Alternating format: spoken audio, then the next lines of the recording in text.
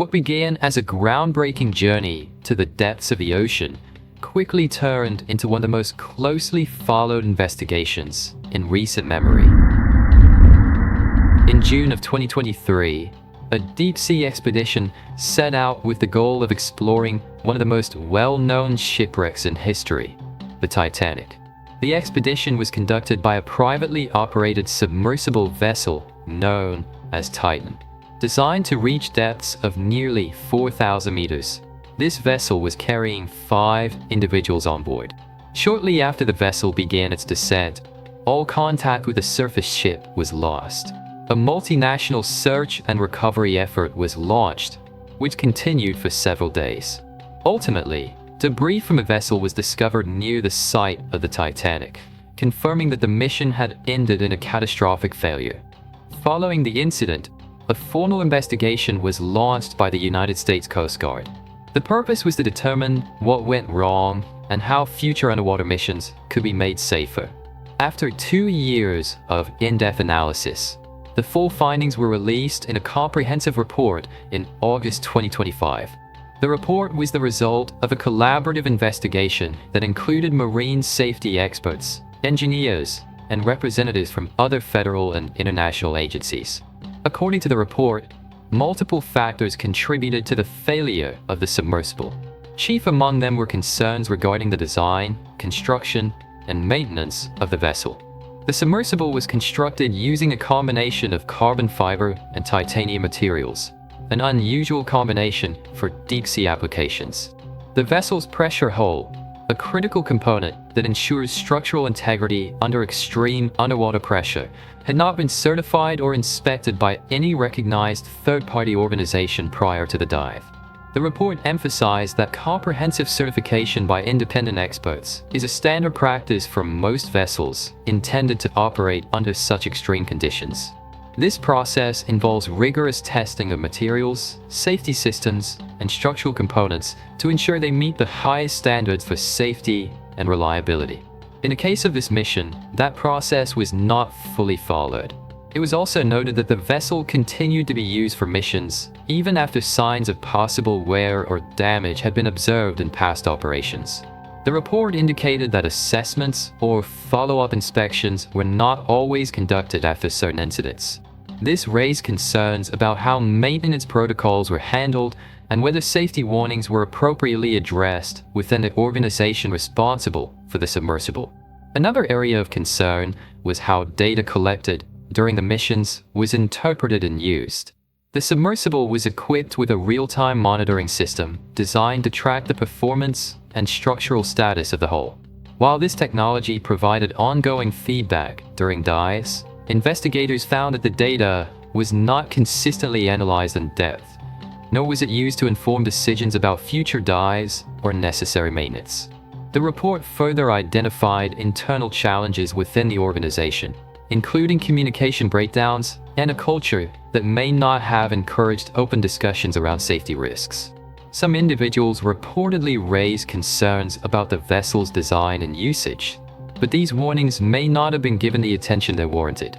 In some cases, former employees stated that they felt discouraged from speaking up.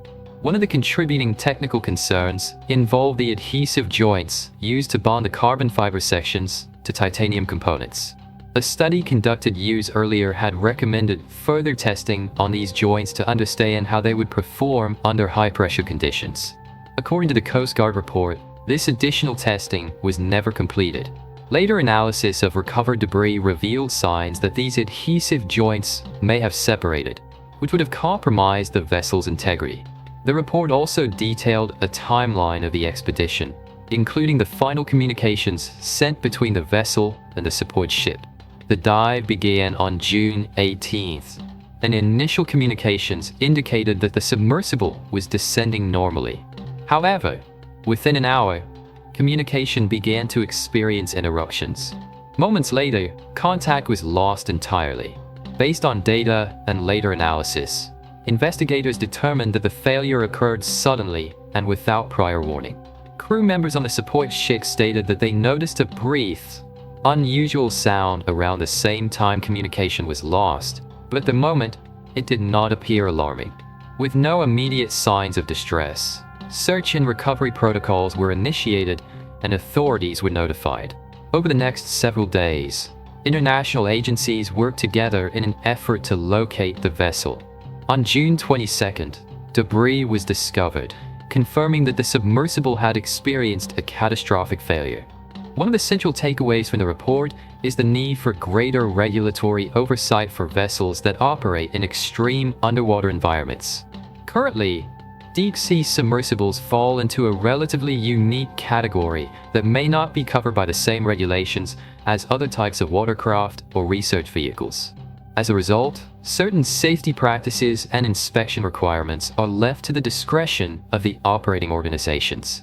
The Coast Guard concluded that this incident offers important lessons for future exploration efforts. Among the recommendations of the report were calls for updated engineering standards, more rigorous certification procedures, better workplace communication, and improved transparency between engineering teams, mission leaders, and safety regulators. The report avoided assigning blame to individuals, focusing instead on the systems and decisions that contributed to the incident. Its primary goal is to improve awareness and reduce the risk of similar occurrences in the future. It's also worth noting that advancements in deep-sea technology continue to evolve. Many experts believe that innovations in materials science, structural design, and real-time monitoring will lead to safer and more reliable vehicles in the coming years. However, as the report highlights, technology must be supported by strong safety culture, consistent maintenance, and regulatory cooperation. The incident serves as a reminder of the challenges and risks involved in deep-sea exploration. It also demonstrates the importance of thorough engineering practices, careful planning, and respect for the environment in which these vessels operate. In closing, the investigation into this event provides a valuable opportunity for learning and progress. It encourages the global exploration community to come together to raise safety standards, promote accountability, and ensure that future missions are carried out with the highest level of responsibility and care. If you found this coverage informative, be sure to subscribe for more in-depth reporting and updates on major investigations, science, and technology. Thanks for watching.